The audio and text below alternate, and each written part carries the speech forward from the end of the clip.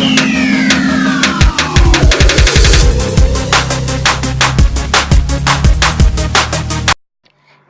friends, welcome to Mithuntips. இன்னைக்கு நம்ம ஒரு ஈஸியான ஸ்வீட் ரெசிபி தான் பார்க்க போகிறோம். இது வந்து ஒரு நல்ல ஈவினிங் ஸ்நாக், ரொம்ப சிம்பிளாக செய்யக்கூடிய ஒரு ஈவினிங் ஸ்நாக். வெறும் 3 பொருள் இருந்தால் போதும், ரொம்ப சுலபமாக செஞ்சிடலாம். இந்த வீடியோ பார்க்குறதுக்கு முன்னாடி நம்ம மிதுன் டிப்ஸ் சேனலை சப்ஸ்கிரைப் பண்ணாதவங்க கீழே இருக்க ரெட் பட்டன் ப்ரெஸ் பண்ணிக்கோங்க. அப்படியே பக்கத்தில் இருக்க பெல் ஐக்கானும் ப்ரெஸ் பண்ணிக்கோங்க. அப்போ தான் நம்ம சேனலோட நோட்டிஃபிகேஷன்ஸ் உங்களுக்கு உடனடியாக வந்து சேரும். வாங்க வீடியோக்குள்ளே போகலாம். 2 கப் கோதுமை மாவு, 1 கப் சர்க்கரை, தேவையான அளவு ஏலக்காய், வாழைப்பழம் 3. இப்போது இது மாதிரி தோல் உரிச்சிட்டு சின்ன சின்ன ஸ்லைசஸாக கட் பண்ணி வச்சுக்கலாம். அப்போ தான் நம்ம பிசைகிறதுக்கு ஈஸியாக இருக்கும். இப்போது ஏலக்காயை பொடி பண்ணி வச்சுக்கலாம். தனியாக மிக்சியில் போட்டோம்னா அரைப்படாது.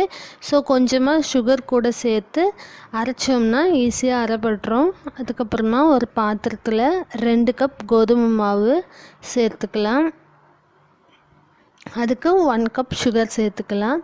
2 கப் கோதுமை மாவுக்கு 1 கப் சுகர், அதான் ரேஷியோ. நல்லா மிக்ஸ் பண்ணி விட்டுக்கலாம் சர்க்கரையும் கோதுமை மாவும்.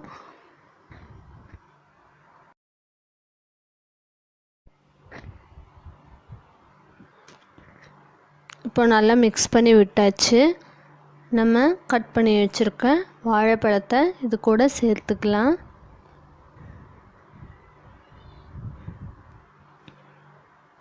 நம்ம சின்ன சின்னதாக கட் பண்ணியிருக்கிறதுனால பிசைகிறதுக்கு ஈஸியாக இருக்கும். அதே போல் சீக்கிரமாக கட்டி சேராமையும் இருக்கும். நல்லா பிசைஞ்சுக்கோங்க. அதுக்கப்புறமா தேவையான அளவு தண்ணி சேர்த்து பிசைஞ்சுக்கோங்க.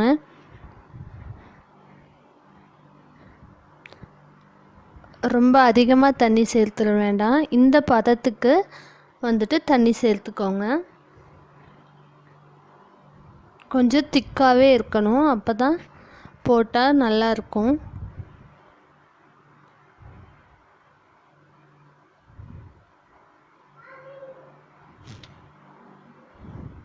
கொஞ்சமாக நெய் சேர்த்துக்கோங்க. 1 டீஸ்பூன் அளவுக்கு நான் வந்துட்டு நெய் சேர்த்துருக்கேன். நெய் சேர்த்துட்டா எனக்கு கொஞ்சம் சாஃப்டாக இருக்கும். நெய் வந்துட்டு ஆப்ஷனல் தான்.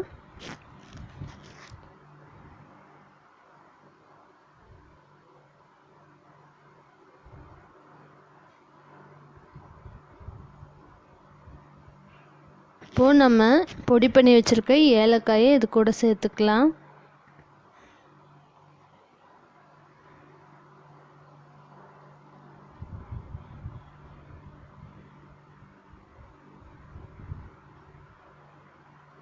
இப்போ எண்ணெய் சூடாயிருச்சு. நம்ம மிக்ஸ் பண்ணி வச்சுருக்க மாவை இதில் போட்டுடலாம். இந்த மாதிரி சின்ன சின்னதாக அளவளவாக போடுங்க. அதிகமாக போட்டிங்கன்னா வேகாது. ஸ்லோ ஃப்ளேமில் வச்சே குக் பண்ணுங்கள். அப்போ தான் உள்ளே நல்லா குக் ஆகும்.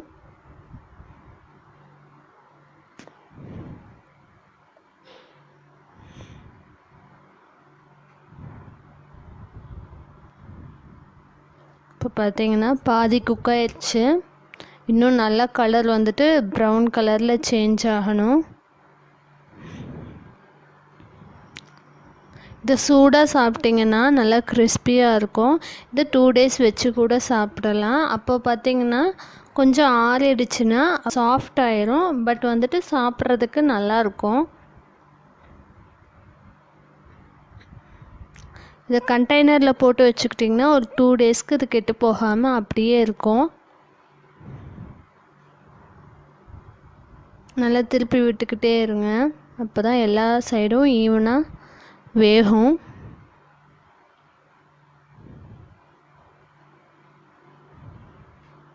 இப்போ பார்த்திங்கன்னா குக் ஆயிடுச்சு. இவ்வளோதான். ரொம்ப ஈஸியான ஒரு ஈவினிங் ஸ்நாக். குழந்தைங்களுக்கு ரொம்பவே பிடிக்கும். ஸோ இந்த ரெசிபி நீங்கள் ட்ரை பண்ணி பாருங்கள். ரொம்ப ரொம்ப சிம்பிள் அண்ட் ஹெல்த்தி. ஸோ இந்த ரெசிபி உங்களுக்கு பிடிச்சிருந்ததுன்னா லைக் பண்ணுங்கள், ஷேர் பண்ணுங்கள் அண்ட் கமெண்ட் பண்ணுங்கள். தேங்க்யூ.